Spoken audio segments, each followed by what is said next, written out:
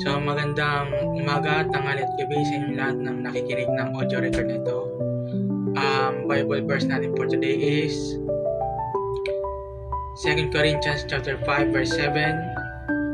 Ang sabi rito, sapagkat namumuhay kami batay sa pananampalataya at hindi sa mga bagay na nakikita.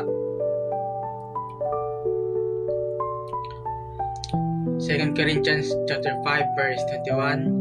Kailan may hindi nagkasala si Kristo, ngunit alang-alang sa atin itinuring siyang makasalanan para sa pamamagitan niya ay maituring tayong matuwid ng Diyos.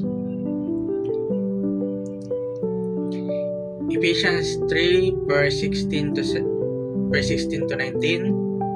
Sabi dito, ipinapanalangin ko na sa kadakilaan ng kapangyarihan niya ay palakasin niya ang espiritual niyong pamumuhay sa pamamagitan ng kanyang espiritu para manahan si Kristo sa mga puso niyo dahil sa inyong pananampalataya.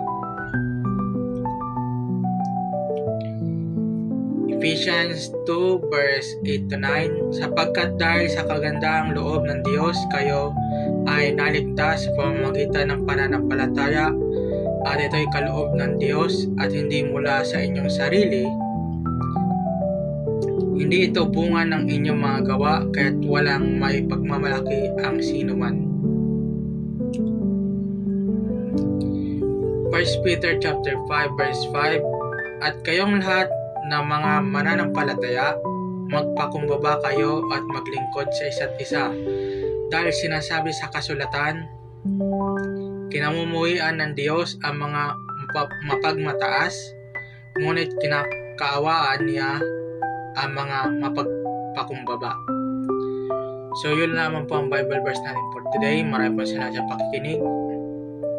Paki-share, like, and support na rin po itong audio record ito. Maraming po salamat. Yun lamang po, and God bless.